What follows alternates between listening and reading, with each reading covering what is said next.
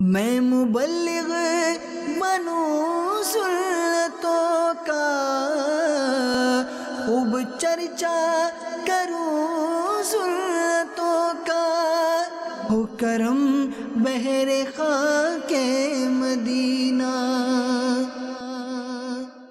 الحمدللہ رب العالمین والصلاة والسلام علی سید المرسلین، اما بعد فاعوذ باللہ من الشیطان الرجیم، بسم اللہ الرحمن الرحیم۔ الصلاة والسلام علیک یا رسول اللہ وعلی آلک واصحابک یا حبیب اللہ۔ الصلاة والسلام علیک یا نبی اللہ وعلی آلک واصحابک یا نور اللہ۔ محبوب خدائے تواب، نبوت کے آفتاب، جناب رسالت مآب صلی اللہ تعالی علیہ وسلم کا فرمان خوشگوار ہے، بے شک اللہ عز و جل نے ایک فرشتہ میری قبر پر مقرر فرمایا ہے جسے تمام مخلوق کی آوازیں سننے کی طاقت دی ہے۔ پس قیامت تک جو کوئی مجھ پر درود پاک پڑھتا ہے تو وہ مجھے اس کا اور اس کے باپ کا نام پیش کرتا ہے، کہتا ہے فلاں بن فلاں نے آپ پر اس وقت درود پاک پڑھا ہے، گرنے کو ہوں روک لو، غوطہ لگے ہاتھ دو، ایسوں پہ ایسی عطا تم پہ کروڑوں درود۔ مختصر وضاحت اس شعر کی، اے میرے پیارے آقا صلی اللہ تعالی علیہ وسلم، آپ نے جہاں اتنے احسانات فرمائے وہیں ایک کرم اور فرما دیجئے کہ ہمیں گناہوں کے سمندر میں ڈوبنے سے بچا لیجئے، اور ہم جیسوں پہ کرم فرمانا بھی آپ ہی کا کام ہے۔ میرے آقا صلی اللہ تعالی علیہ وآلہ وسلم آپ پر کروڑوں بار درود ہوں۔ صلو علی الحبیب صلی اللہ تعالی علی محمد۔ ایک بادشاہ اور اس کے ساتھی شکار کی غرض سے جنگل فارسٹ کی جانب چلے جا رہے تھے۔ صبح کے سناٹے میں گھوڑوں کی ٹاپیں صاف سنائی دے رہی تھیں، جنہیں سنتے ہی اکثر راہگیر راستے سے ہٹ جاتے تھے، کیونکہ بادشاہ سلامت شکار پر جاتے ہوئے کسی کا راستے میں آنا پسند نہیں کرتے تھے۔ بادشاہ اور اس کے ساتھیوں کی سواری بڑی شان و شوکت سے شہر سے گزر رہی تھی۔ جو ہی بادشاہ شہر کی فصیل یعنی چار دیواری کے قریب پہنچا تو اس کی نگاہ سامنے آتے ہوئے ایک آنکھ والے شخص پر پڑی، جو راستے سے ہٹنے کے بجائے بڑی بے نیازی سے چلا آ رہا تھا۔ اسے سامنے آتا ہوا دیکھ کر بادشاہ غصے سے چیخا، اف، یہ تو انتہائی بدشگونی ہے! کیا اس بدبخت کانے یعنی ایک آنکھ والے شخص کو علم نہیں تھا کہ جب بادشاہ کی سواری گزر رہی ہو تو راستہ چھوڑ دیا جاتا ہے؟ لیکن اس منحوس یک چشم یعنی ایک آنکھ والے نے تو ہمارا راستہ کاٹ کر انتہائی نحوست کا ثبوت دیا ہے۔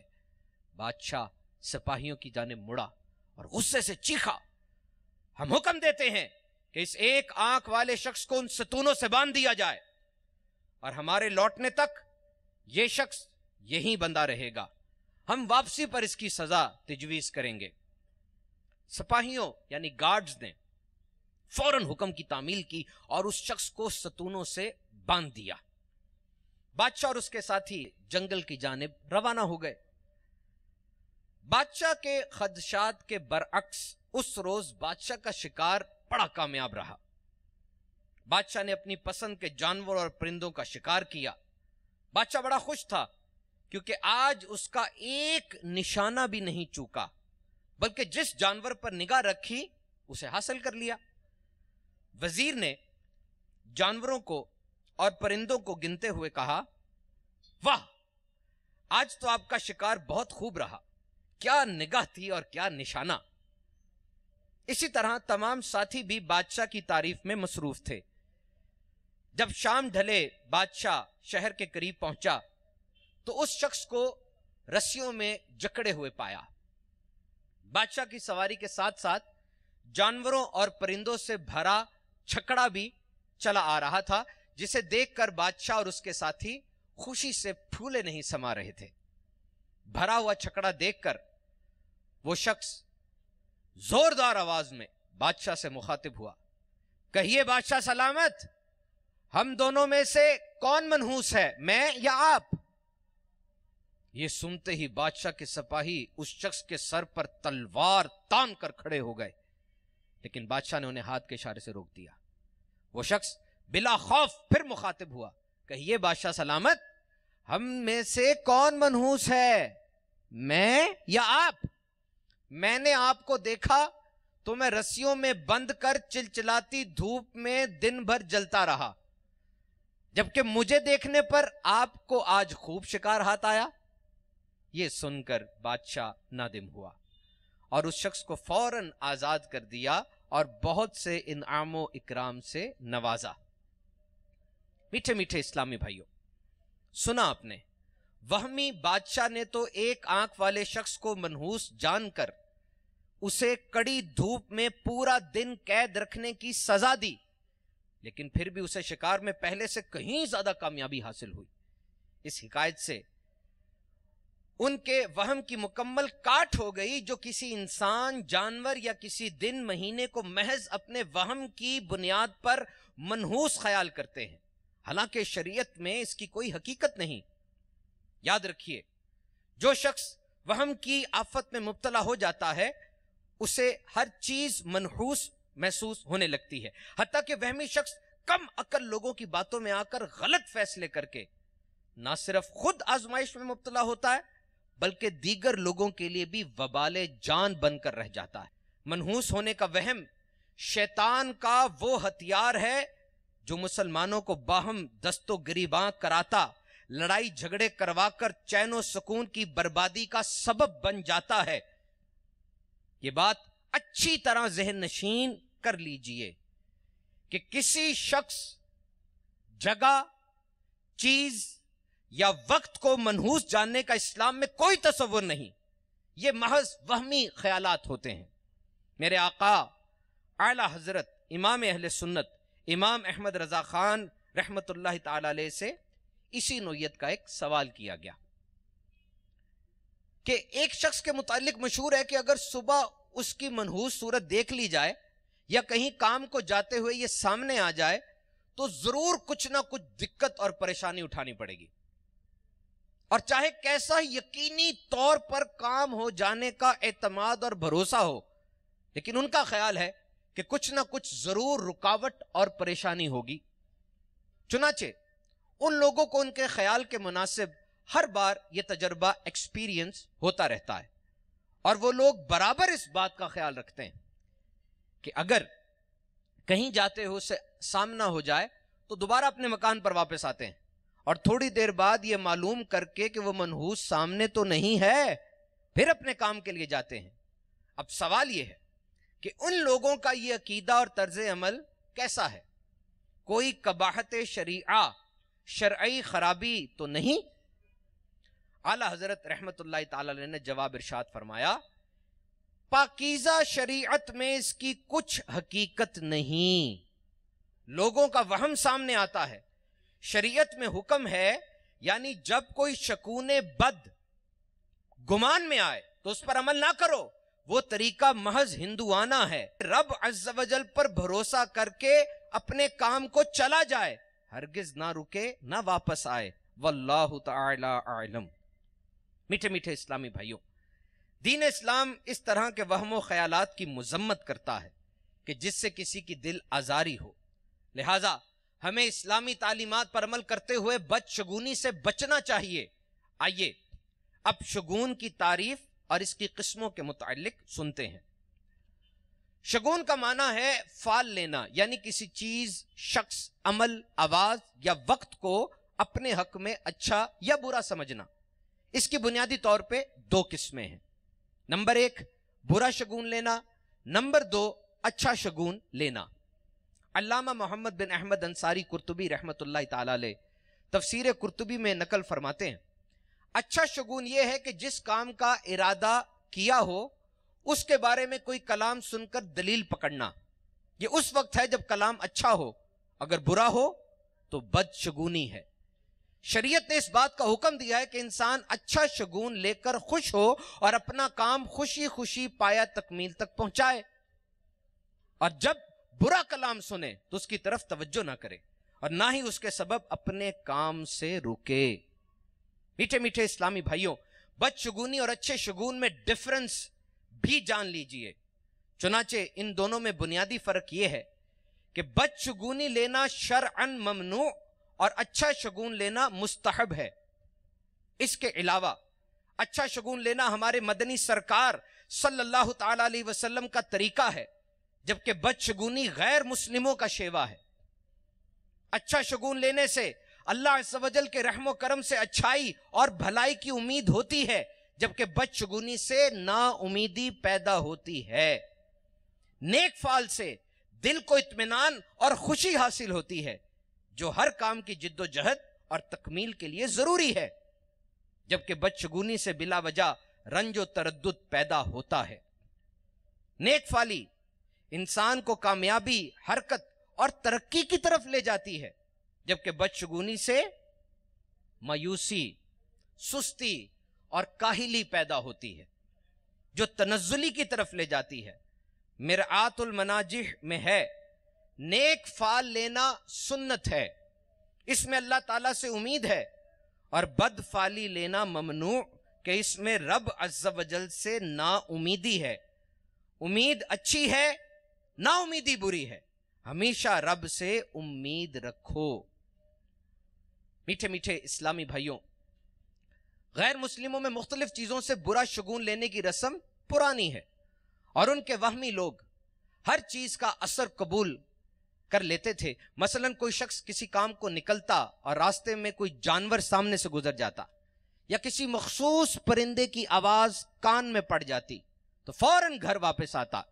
اسی طرح کسی کے آنے کو، بعض دنوں کو اور مہینوں کو منحوس سمجھنا ان کے ہاں مشہور تھا۔ اسی طرح کے تصورات اور خیالات ہمارے معاشرے میں بھی بہت پھیلے ہوئے ہیں۔ اسلام اس طرح کی توہم پرستی کی ہرگز اجازت نہیں دیتا، اور اسلام نے جہاں دیگر فضول رسموں کی جڑیں ختم کی، وہیں اس بری رسم کا بھی خاتمہ کر دیا۔ آئیے بد شگونی کے متعلق 2 فرامین مصطفیٰ صلی اللہ تعالی علیہ وسلم سنتے ہیں۔ چنانچہ نمبر 1، ارشاد فرمایا، جب تم حسد کرو تو زیادتی نہ کرو، جب تمہیں بدگمانی پیدا ہو اس پر یقین نہ کرو، اور جب تمہیں بدشگونی پیدا ہو تو اسے کر گزرو اور اللہ پر بھروسہ رکھو۔ ارشاد فرمایا، میری امت میں 3 چیزیں لازماً رہیں گی: بدفعلی، حسد، بدگمانی۔ ایک صحابی رضی اللہ تعالیٰ عنہ نے عرض کی، یا رسول اللہ صلی اللہ تعالیٰ علیہ وسلم، جس شخص میں یہ 3 خصلتیں، ٹریٹس ہوں، وہ ان کا تدارک یعنی علاج کس طرح کرے؟ فرمایا، جب تم حسد کرو تو اللہ عز و جل سے استغفار کرو، اور جب تم کوئی بدگمانی کرو تو اس پر جمے نہ رہو، اور جب تم بدفعلی نکالو تو اس کام کو کر لو۔ الحمدللہ عز و جل اس معاملے میں ہمارے بزرگان دین کا طرز عمل لائق کے تقلید ہے، کیونکہ یہ حضرات کسی مخصوص شخص، جگہ، وقت یا چیز کو اپنے لیے منحوس خیال کر کے بدشگونی لینے یا ستاروں کے زائچوں پر یقین رکھ کر وہمی لوگوں کی طرح ذہنی کشمکش میں مبتلا ہونے کے بجائے رب عز و جل کی ذات پر کامل یقین رکھتے تھے، اور جس کام کا ارادہ کر لیتے اسے کر گزرتے۔ آئیے اس ضمن میں 2 سبق آموز حکایات ملاحظہ کیجئے۔ امیر المؤمنین مولا مشکل کشا حضرت سیدنا علی المرتضی رضی اللہ تعالیٰ عنہ نے جب خارجیوں سے جنگ کے لیے سفر کا ارادہ کیا تو ایک نجومی، فارچون ٹیلر رکاوٹ بنا اور کہنے لگا، اے امیر المومنین، آپ تشریف نہ لے جائیے۔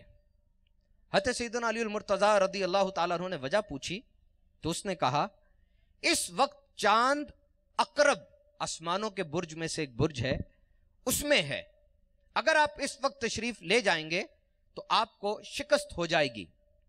یہ سن کر حضرت سیدنا علی المرتضی رضی اللہ تعالیٰ عنہ نے جواب دیا، نبی کریم صلی اللہ تعالیٰ علیہ وسلم اور حضرات صدیق و عمر رضی اللہ تعالیٰ عنہما نجومیوں پر اعتقاد نہیں رکھتے تھے، میں اللہ عز و جل پر بھروسہ کرتے ہوئے اور تمہاری بات کو جھوٹا ثابت کرنے کے لیے ضرور سفر کروں گا۔ پھر آپ رضی اللہ تعالیٰ عنہ اس سفر پر روانہ ہوئے۔ اللہ عز و جل نے آپ رضی اللہ تعالیٰ عنہ کو رسول اللہ صلی اللہ علیہ وسلم کی حیات ظاہری کے بعد سب سے زیادہ برکت اس سفر میں عطا فرمائی، حتیٰ کہ تمام دشمن مارے گئے اور امیر المؤمنین سیدنا علی المرتضی رضی اللہ تعالیٰ عنہ فتح کے ساتھ خوشی خوشی واپس تشریف لائے۔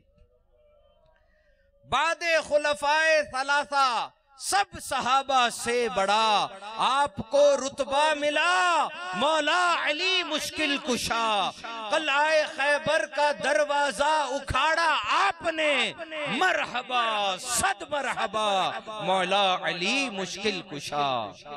صلو علی الحبیب صلی اللہ تعالی علی محمد۔ امیر المؤمنین حضرت سیدنا عمر بن عبدالعزیز رحمت اللہ تعالی علیہ کے غلام مزاحم کا بیان ہے، جب ہم مدینہ طیبہ سے نکلے تو میں نے دیکھا چاند دبران میں ہے۔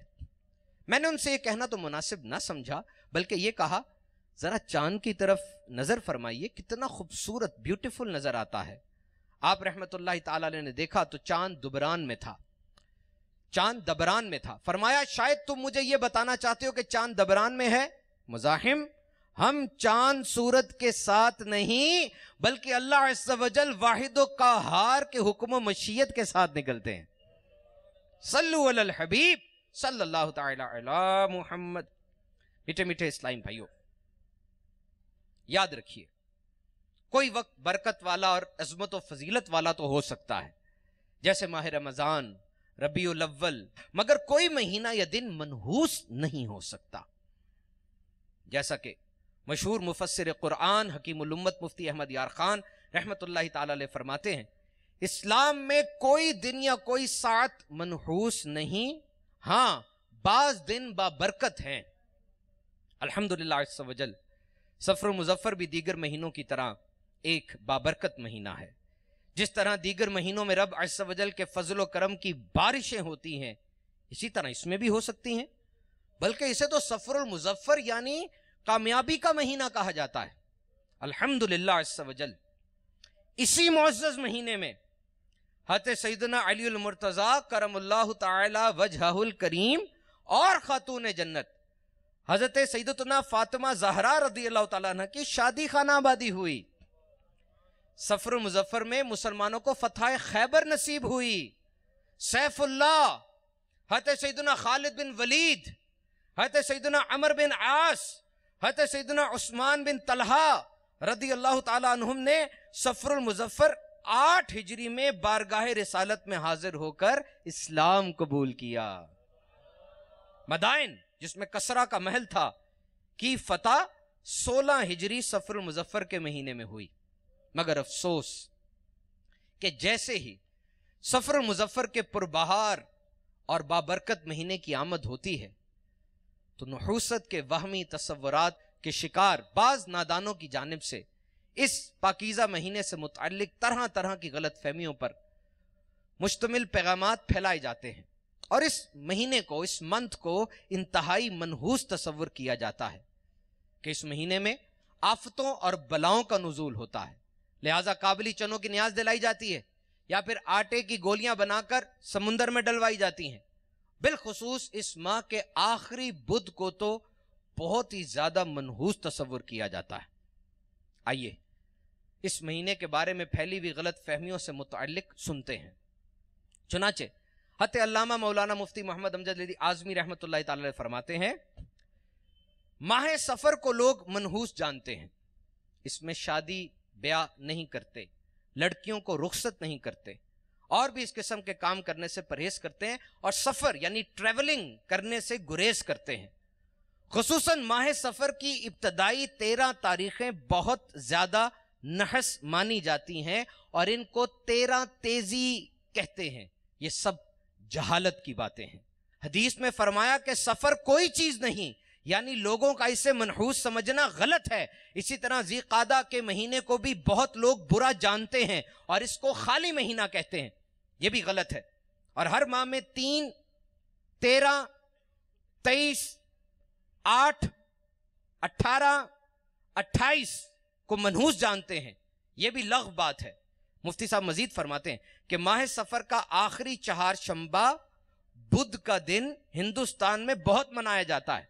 لوگ اپنے کاروبار بند کر دیتے ہیں، سیر و تفریح، شکار کو جاتے ہیں، پوریاں پکتی ہیں، نہاتے دھوتے خوشیاں مناتے ہیں، اور کہتے ہیں کہ حضور اقدس صلی اللہ علیہ وسلم نے اس روز غسل صحت فرمایا تھا اور بیرون مدینہ طیبہ سیر کے لیے تشریف لے گئے تھے۔ یاد رکھیے سب باتیں بے اصل ہیں، بلکہ ان دنوں میں حضور اکرم صلی اللہ علیہ وسلم کا مرض شدت کے ساتھ تھا۔ یہ باتیں خلاف واقعہ جھوٹی ہیں، اور بعض لوگ یہ کہتے ہیں کہ اس روز بلائیں آتی ہیں اور طرح طرح کی باتیں بیان کی جاتی ہیں، سب بے ثبوت ہیں۔ بلکہ حدیث کا یہ ارشاد ہے لا سفرا، سفر کوئی چیز نہیں، ایسی تمام خرافات نان سینس کو رد کرتا ہے۔ میٹھے میٹھے اسلام بھائیوں، معلوم ہوا کہ ماہ سفر المظفر سے متعلق عوام میں پھیلی ہوئی غلط فہمیوں کا حقیقت سے دور دور تک کوئی تعلق نہیں، بلکہ یہ محض وہمی خیالات اور علم دین سے دوری کا نتیجہ ہے۔ لہٰذا مسلمان ہونے کے ناطے ہمیں چاہیے کہ ہم اس طرح کے وہمی خیالات سے اپنے آپ کو دور رکھیں اور دعوت اسلامی کے مدنی ماحول سے وابستہ ہو کر 12 مدنی کاموں میں خوب حصہ لیں، کیونکہ اس مدنی ماحول میں وہم اور بدشگونی سے بچنے اور اس کے علاج کا بھرپور ذہن دیا جاتا ہے۔ الحمدللہ عز و جل 12 مدنی کاموں میں سے روزانہ کا ایک مدنی کام مدنی درس بھی ہے، جو علم دین سیکھنے سکھانے کا نہایت مؤثر ذریعہ ہے۔ مدنی درس سے مراد یہ ہے کہ شیخ طریقت امیر اہل سنت دامت برکاتہم العالیہ کی چند کتب اور رسائل کے علاوہ آپ کی باقی تمام کتب و رسائل، بالخصوص فیضان سنت سے مسجد، چوک، بازار، دکان، دفتر اور گھر وغیرہ میں درس دینے کو تنظیمی اصطلاح میں مدنی درس کہتے ہیں۔ مدنی درس بہت ہی پیارا مدنی کام ہے کہ اس کی برکت سے مسجد کی حاضری کی بار بار سعادت حاصل ہوتی ہے۔ مدنی درس کی برکت سے کثیر مطالعے کا بھی موقع ملتا ہے۔ مدنی درس کی برکت سے مسلمانوں سے ملاقات و سلام کی سنت عام ہوتی ہے۔ مدنی درس کی برکت سے امیر اہل سنت کے مختلف موضوعات پر مشتمل کتب و رسائل سے علم دین سے مالا مال قیمتی مدنی پھول امت مسلمہ تک پہنچائے جا سکتے ہیں۔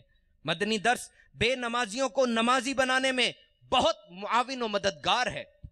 مدنی درس کی برکت سے مسجد کی حاضری سے محروم رہنے والوں تک بھی نیکی کی دعوت پہنچ جاتی ہے۔ مسجد کے علاوہ چوک، بازار، دکان وغیرہ میں اگر مدنی درس ہوگا تو اس کی برکت سے دعوت اسلامی کے مدنی ماحول کی وہاں بھی تشہیر اور نیک نامی ہوگی۔ مدنی درس کی برکت سے امیر اہل سنت کی مختلف کتب و رسائل کا تعارف عام ہو جائے گا۔ دعائے عطار، یا رب محمد عز و جل و صلی اللہ تعالی علیہ وسلم، جو اسلامی بھائی یا اسلامی بہن روزانہ 2 درس دیں یا سنیں، ان کو اور مجھے بے حساب بخش، اور ہمیں ہمارے مدنی آقا صلی اللہ تعالی علیہ وسلم کے پڑوس میں اکٹھا رکھ، آمین بجاہ النبی الامین صلی اللہ تعالی علیہ وسلم۔ جو دے روز 2 درس فیضان سنت، میں دیتا ہوں اس کو دعائے مدینہ۔ صلو علی الحبیب صلی اللہ تعالی علی محمد۔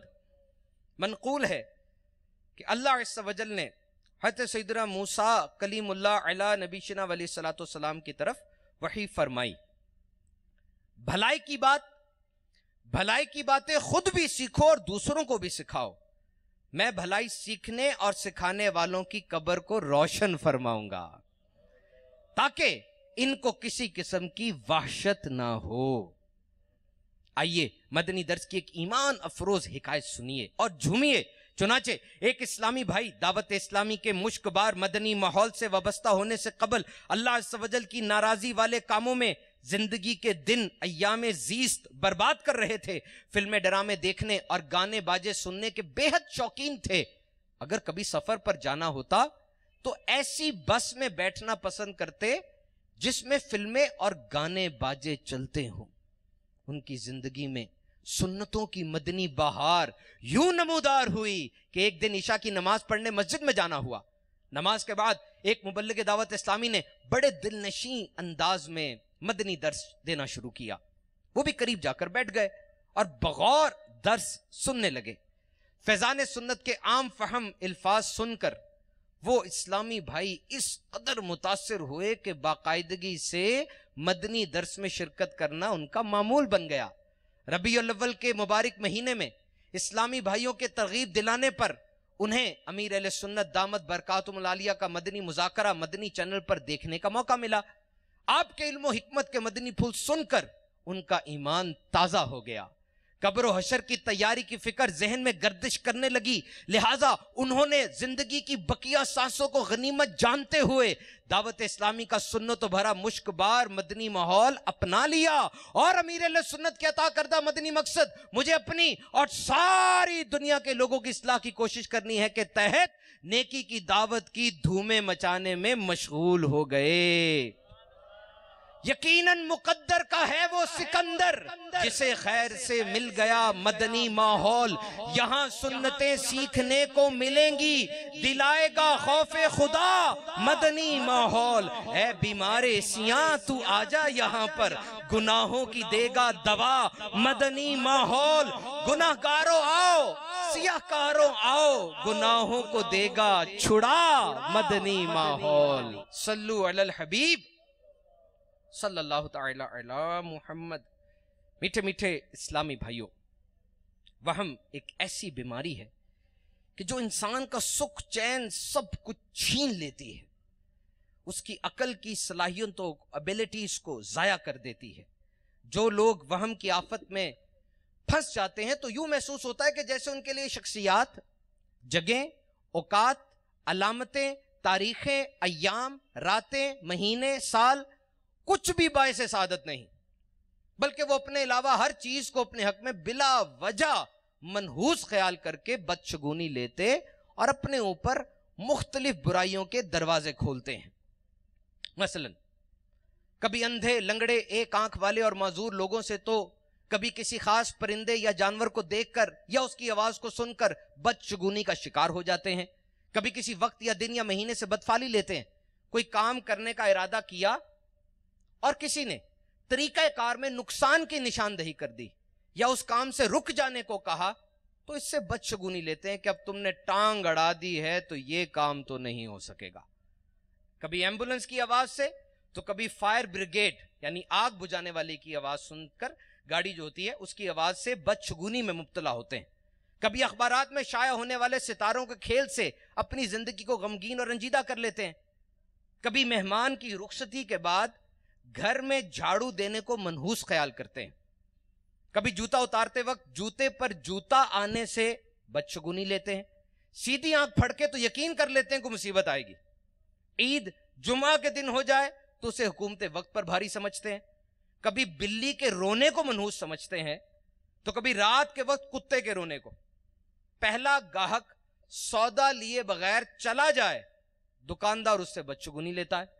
نئی نویلی دلہن کے گھر آنے پر خاندان کا کوئی شخص فوت ہو جائے یا کسی عورت کی صرف بیٹیاں ہی پیدا ہوں تو اس پر منحوس ہونے کا لیبل لگ جاتا ہے۔ اگر کوئی عورت امید سے ہو تو میت کے قریب نہیں آنے دیتے کہ بچے پر برا اثر پڑے گا۔ جوانی میں بیوہ ہو جانے والی عورت کو منحوس جانتے ہیں۔ خالی کینچی چلانے سے گھر میں لڑائی ہوتی ہے، کسی کا کنگا استعمال کرنے سے دونوں میں جھگڑا ہوتا ہے، خالی برتن یا چمچ آپس میں ٹکرانے سے گھر میں لڑائی جھگڑا ہو جاتا ہے، جب بادلوں میں بجلی کڑک رہی ہو اور سب سے بڑا بچہ باہر نکلے تو بجلی اس پر گر جائے گی، بچے کے دانت الٹے نکلیں تو ننہال یعنی ماموں وغیرہ پر بھاری ہوتے ہیں، چھوٹا بچہ کسی کی ٹانگ کے نیچے سے گزر جائے تو اس کا قد چھوٹا رہ جاتا ہے، بچہ سویا ہوا ہو، اس کے اوپر سے کوئی پھلانگ کر گزر جائے تو بچے کا قد چھوٹا رہ جاتا ہے۔ مغرب کے بعد دروازے میں نہیں بیٹھنا چاہیے کیونکہ بلائیں گزر رہی ہوتی ہیں۔ زلزلے کے وقت بھاگتے ہوئے جو زمین پر گر گیا وہ گنگا ہو جائے گا۔ رات کو آئینہ دیکھنے سے چہرے پر جھریاں پڑتی ہیں، انگلیاں چٹکانے سے نحوست آتی ہے۔ سورج گرہن کے وقت امید والی عورت چھری سے کوئی چیز نہ کاٹے کہ بچہ پیدا ہوگا تو اس کا ہاتھ یا پاؤں کٹا ہوا یا چرا ہوا ہوگا۔ نو مولود نئے پیدا ہونے والے بچے کے کپڑے دھو کر نچوڑے نہیں جاتے کہ اس سے بچے کے جسم میں درد ہوگا۔ کبھی نمبروں سے بدفالی لیتے ہیں، بالخصوص یورپین کنٹریز میں، اسی لیے ان کی بڑی بڑی عمارتوں میں 13 نمبر والی منزل نہیں ہوتی۔ 12ویں منزل کے بعد جو منزل آتی ہے اس کو 14ویں منزل قرار دیتے ہیں۔ اسی طرح ان کے ہسپتالوں میں 13 نمبر والا بستر یا کمرہ نہیں ہوتا کیونکہ وہ اس نمبر کو منحوس سمجھتے ہیں۔ مغرب کے اذان کے وقت تمام لائٹیں روشن کر دینی چاہیے ورنہ بلائیں اترتی ہیں۔ بیان کردہ بدشگونیوں کے علاوہ بھی مختلف معاشروں، قوموں، برادریوں میں مختلف بدشگونیاں پائی جاتی ہیں۔ میٹھے میٹھے اسلامی بھائیوں، ہم میں سے جو بھی اس طرح کی بدشگونیوں کا شکار ہے تو اسے چاہیے کہ سمجھداری کا مظاہرہ کرتے ہوئے فوراً اس مرض سے جان چھڑائے، کیونکہ بدشگونی کی تباہ کاریاں اس قدر زیادہ ہیں کہ الامان والحفیظ۔ آئیے عبرت کے لیے بدشگونی کی چند تباہ کاریوں سے متعلق سنتے ہیں۔ چنانچہ دعوت اسلامی کے اشاعتی ادارے مکتبۃ المدینہ کی مطبوعہ 126 صفحات پر مشتمل کتاب بدشگونی، اس کے صفحہ نمبر 20 پر ہے کہ بدشگونی کا شکار ہونے والوں کا اللہ عز و جل پر اعتماد اور توکل کمزور ہو جاتا ہے۔ اللہ عز و جل کے بارے میں بدگمانی پیدا ہوتی ہے، تقدیر پر ایمان کمزور ہونے لگتا ہے، شیطانی وسوسوں کا دروازہ کھلتا ہے، بدفعلی سے آدمی کے اندر توہم پرستی، بزدلی، ڈر، خوف، پست ہمتی اور تنگ دلی پیدا ہوتی ہے۔ ناکامی کی بہت سی وجوہات، ریزنز ہو سکتی ہیں، مثلا کام کرنے کا طریقہ درست نہیں ہے، غلط وقت اور غلط جگہ پر کام کرنا، اور نا تجربہ کاری۔ لیکن بدشگونی کا عادی شخص اپنی ناکامی کا سبب نحوست کو قرار دینے کی وجہ سے اپنی اصلاح سے محروم ہو جاتا ہے۔ بدشگونی کی وجہ سے اگر رشتے ناتے توڑے جائیں تو آپس کی ناچاکیاں جنم لیتی ہیں۔ جو لوگ اپنے اوپر بدفعلی کا دروازہ کھول لیتے ہیں انہیں ہر چیز منحوس نظر آنے لگتی ہے۔ میٹھے میٹھے اسلامی بھائیوں، بدشگونی کے متعلق معلومات حاصل کرنے اور اس موذی مرض سے چھٹکارا پانے کے لیے مکتبۃ المدینہ کی مطبوعہ 126 صفحات پر مشتمل کتاب بدشگونی کا مطالعہ کیجیے۔ اس کتاب میں شگون کی قسمیں، اچھے برے شگون کی مثالیں، بدشگونی کی مختلف صورتیں، بدشگونی کے نقصانات، فال کھولنے اور اس کی اجرت کا حکم، استخارہ کرنے کے طریقے، دعائیں اور فائدے، ماہ سفر میں پیش آنے والے چند تاریخی واقعات، کھیتوں کو نظر بد سے بچانے کا نسخہ، منہ مبارک کی برکتیں، بدشگونی اور اچھے شگون میں فرق، سبق آموز حکایات و واقعات اور دیگر کئی مدنی پھولوں کو بیان کیا گیا ہے۔ لہٰذا اس کتاب کو مکتبۃ المدینہ کے بستے سے ہدیتاً طلب فرمائیے، خود بھی اس کا مطالعہ کیجئے اور دوسرے اسلامی بھائیوں کو بھی اس کی ترغیب دلائیے۔ اللہ عز و جل توفیق دے تو زہ نصیب زیادہ تعداد میں حاصل فرما کر تقسیم کیجئے۔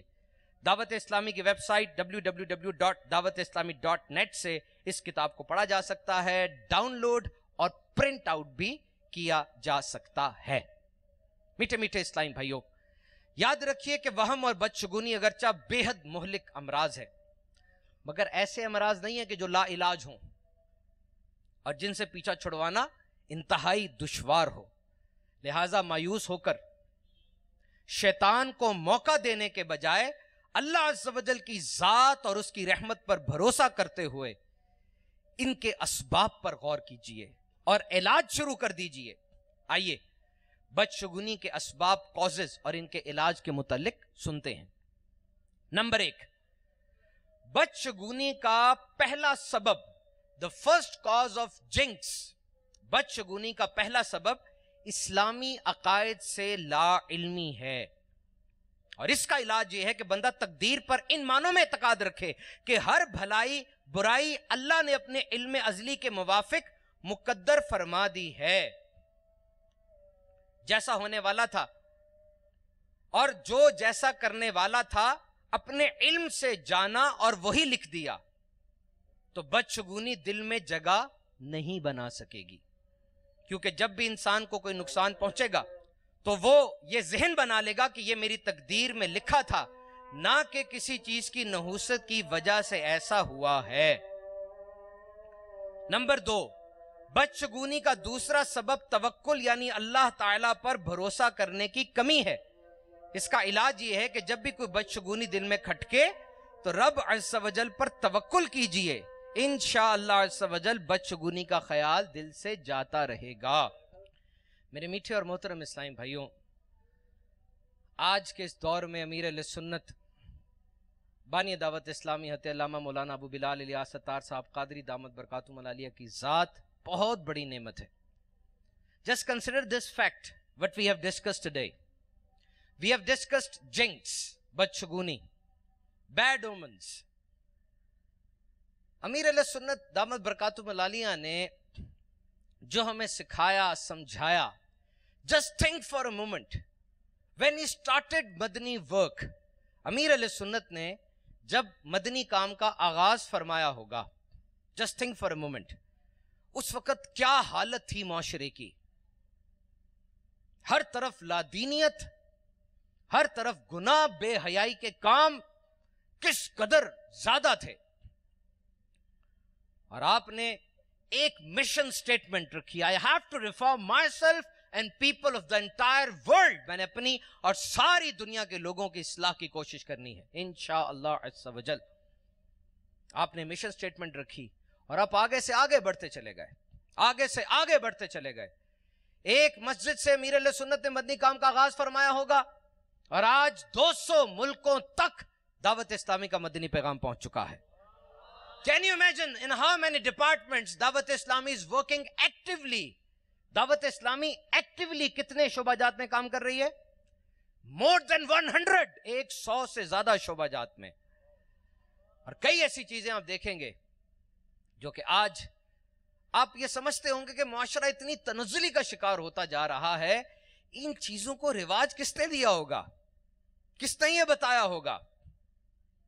آج آپ کو گھر گھر میں، محلے محلے میں، مسجد مسجد میں، تعلیمی ادارے میں اجتماعات میلاد کی دھوم نظر آتی ہے۔ بتائیے کس کی وجہ سے ہے؟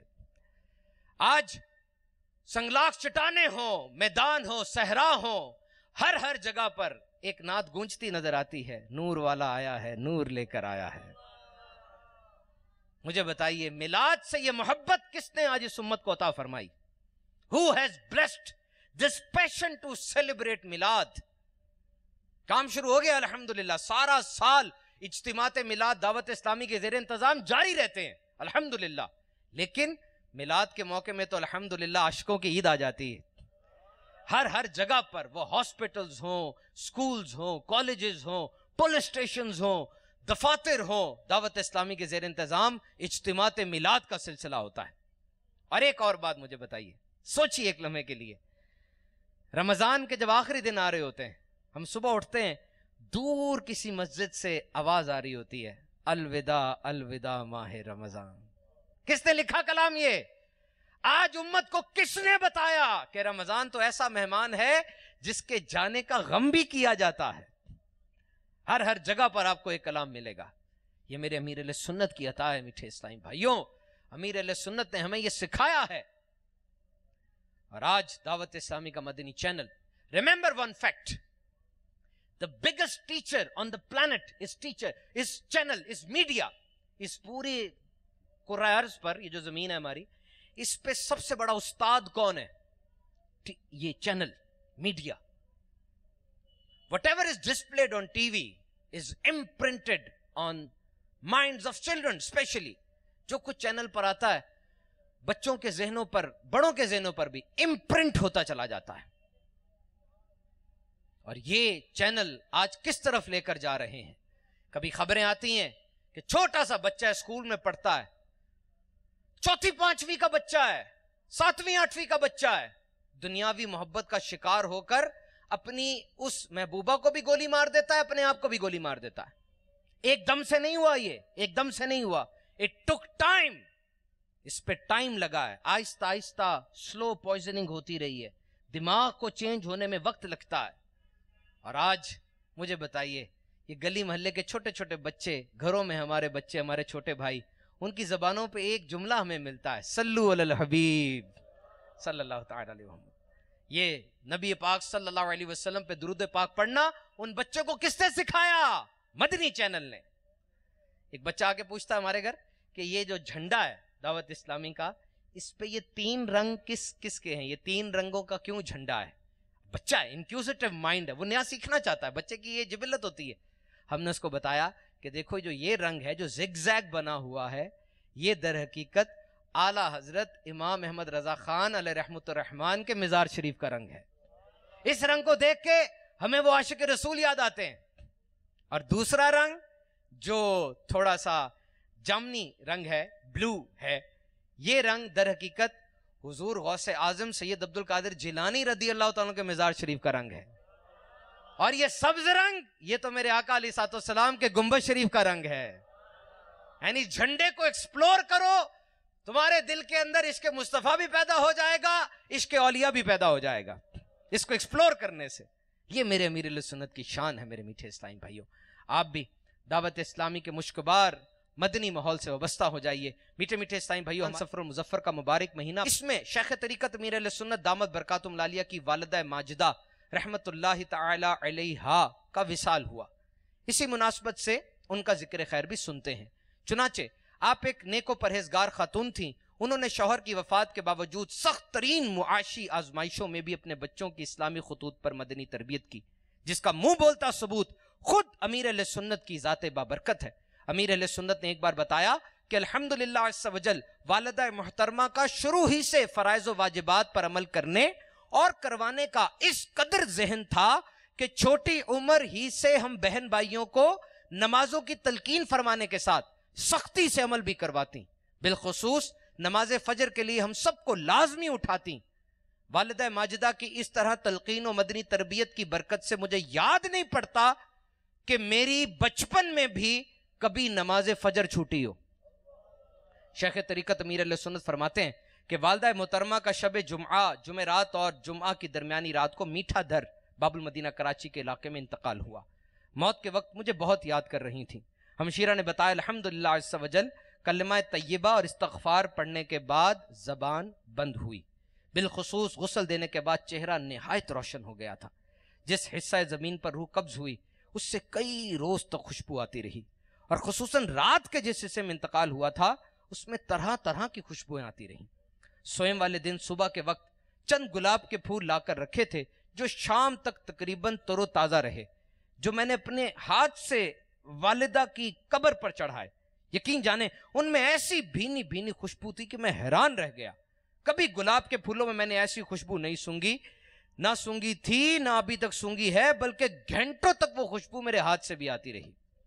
جبیں میلی نہیں ہوتی، دہن میلا نہیں ہوتا، غلامان محمد کا کفن میلا نہیں ہوتا۔ سبحان اللہ عز وجل۔ واقعی ام عطار کوئی عام خاتون نہ تھیں، بلکہ اللہ عز وجل کی مقرب، صابرہ اور شاکرہ اور باہمت خاتون تھیں، کہ جو آزمائش کی گھڑی میں ثابت قدم رہتے ہوئے بھی اپنی اولاد کی سنتوں کے مطابق مدنی تربیت میں مشغول رہیں، جو نمازوں اور سنتوں کی خود بھی پابند تھیں اور اپنے بچوں کو بھی نماز پڑھنے کی تلقین فرمایا کرتی تھیں۔ شاید ان کی یہی ادا رب تعالیٰ کو پسند آ گئی، لہٰذا دنیا سے اپنا ایمان سلامت لے کر گئیں۔ بعد وصال چہرہ بھی جگمگا اٹھا، اور جس جگہ وصال ہوا وہ جگہ بھی بھینی بھینی خوشبو سے مشکبار ہو گئی۔ اگر ہماری اسلامی بہنیں ام عطار رحمت اللہ تعالی علیہا کے کردار کو اپناتے ہوئے نفس و شیطان کی مخالفت کریں، اپنے ظاہر باطن کو زیور شریعت سے آراستہ کریں، فرائض و واجبات کی پابندی کو اپنا اوڑھنا بچھونا بنا لیں، جس طرح یہ بچوں کے سکول یا ٹیوشن جانے کا ناغہ نہیں ہونے دیتی، اسی طرح اگر نمازوں وغیرہ کے معاملات اور ضروری دینی تعلیمات کے لیے بھی کوشش کریں تو اس کے کثیر فوائد دنیا میں بھی حاصل ہوں گے اور آخرت میں بھی اس کی برکتیں نصیب ہوں گی۔ 17 صفر المظفر کو ام عطار رحمت اللہ تعالی علیہا کا یوم منایا جاتا ہے۔ صلو علی الحبیب صلی اللہ تعالی علی محمد۔ میٹھے میٹھے اسلام بھائیوں، آج ہم نے وہم اور بدشگونی کے حوالے سے جو بیان سننے کی سعادت حاصل کی، اس سے ہمیں چند مدنی پھول حاصل ہوئے۔ نمبر 1، کسی شخص، چیز، جگہ، مہینہ، سال، وقت یا تاریخ کو منحوس جاننے کا اسلام میں کوئی تصور نہیں، اصل نحوست تو گناہوں میں ہے۔ نمبر 2، بدشگونی لینا شیطانی کام اور اچھا شگون لینا مستحب کام ہے۔ نمبر نیکسٹ، بدشگونی ایک عالمی بیماری ہے۔ مختلف ممالک میں رہنے والے لوگ مختلف چیزوں سے بدشگونی لیتے ہیں۔ بدشگونی انسان کے لیے ہر اعتبار سے بے حد خطرناک ہے۔ ماہ سفر یا اس کے آخری بدھ کو منحوس جاننا، ستاروں کے اثرات پر یقین رکھنا اور نجومیوں کے پاس جانا خلاف شرع کام ہے، حقیقت سے ان کا کوئی تعلق نہیں۔ بزرگان دین ستاروں کی تاثیر کے بالکل بھی قائل نہ تھے، لہٰذا یہ حضرات جس کام کا ارادہ فرما لیتے اسے پایا تکمیل تک پہنچا کر ہی دم لیتے۔ اللہ عز و جل ام عطار کے طفیل ہمیں وہم اور بدشگونی کی آفت سے محفوظ فرمائے، آمین بجاہ النبی الامین صلی اللہ تعالی علیہ وسلم۔ میں مبلغ بنوں سنتوں کا، خوب چرچا کروں سنتوں کا، ہو کرم بہر خاک